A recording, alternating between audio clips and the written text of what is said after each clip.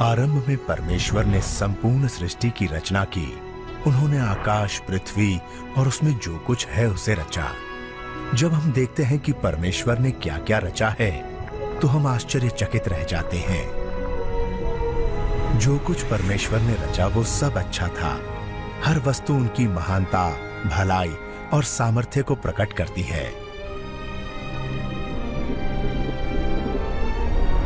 परमेश्वर ने विभिन्न प्रकार के पेड़ पौधे, जंतु और पशु पक्षी बनाए। तब उन्होंने मिट्टी लेकर पहले मनुष्य को बनाया और उसके नथुनों में जीवन फूंका। पहला मनुष्य आदम कहलाया। तब परमेश्वर ने आदम की पसली निकाली और उससे स्त्री को आदम की पत्नी और साथी होने के लिए रचा। उसे हव्वा नाम दिया गया। परमेश्वर ने अपने स्वरूप में स्त्री और पुरुष रचा, इसलिए वह उनके साथ मिलजुल कर रहने का आनंद उठाते। वो बगीचे में आनंद से उनकी उपस्थिति में रहते थे, जो परमेश्वर ने उनके लिए रचा था। बगीचे को अदन की वाटिका कहा गया। वहां कोई पीड़ा या मृत्यु नहीं थी।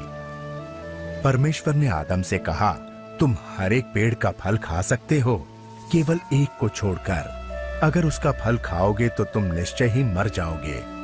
परंतु एक दिन शैतान, जो दुष्ट आत्माओं का प्रधान है, उसने हव्वा को परीक्षा में डालने की कोशिश की। उसने फल तोड़ा और कुछ खाया और उसने अपने पति को भी खिलाया। उसी क्षण परमेश्वर के साथ उनका संबंध टूट गया, क्योंकि परमेश्वर पवित्र हैं और उनकी आज्ञा तोड़ने वाले उनकी उपस्थिति में नहीं रह सकते। परमेश्वर ने आदम और हव्वा को अदन की वाटिका से बाहर कर दिया। उन्होंने परमेश्वर की आज्ञा को नहीं माना, इसलिए उन्हें लज्जित होना पड़ा। उसके परिणाम स्वरूप आदम, हव्वा और उनका सारा वंश दुख और मृत्यु के भागीदार हुए। लेकिन परमेश्वर बहुत दयालु हैं। उन्होंने मनुष्य से प्रेम करना नहीं छोड़ा। उन्होंने मनुष्य को फिर से अपनी संगति में लाने का रास्ता पहले से ही तैयार कर लिया था। पवित्र शास्त्र में परमेश्वर ने अपनी इस योजना को प्रकट किया, जिसके द्वारा वे मनुष्य को उस दंड से जिसके वे लायक हैं बचाएंगे और उनके पाप और लज्जा को दूर करके अपनी संगति में वापस लाएंगे। भविष्यवक्ता अब्राहम पर उन्होंने अपनी इस योजना का एक भाग प्रकट किया। अब्राहम ने परमेश्वर पर विश्वास किया और उनका आदर किया। परमेश्वर ने उसे आशीष देने की प्रतिज्ञा की और कहा कि उसके द्वारा वो सब राष्ट्रों के लोगों को आशीष देंगे। परमेश्वर ने उससे प्रतिज्ञा की कि वे उसके वंश को सागर तट की रेत के कणों और आकाश के तारों के समान कर देंगे।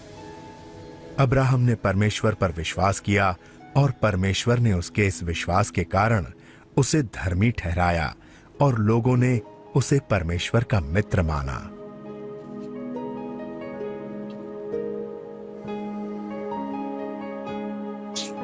एक दिन परमेश्वर ने अब्राहम की परीक्षा ली कि वो उन पर विश्वास करता है या नहीं और उनकी आज्ञाओं को मानता है या नहीं। परमेश्वर ने उससे अपने बेटे की बलि देने को कहा। अब्राहम जानता था कि इस एक पुत्र के द्वारा परमेश्वर ने वादा किया है कि वो उसे बहुत बड़ा वंश देंगे। फिर भी उसने परमेश्वर पर विश्वास किया और उन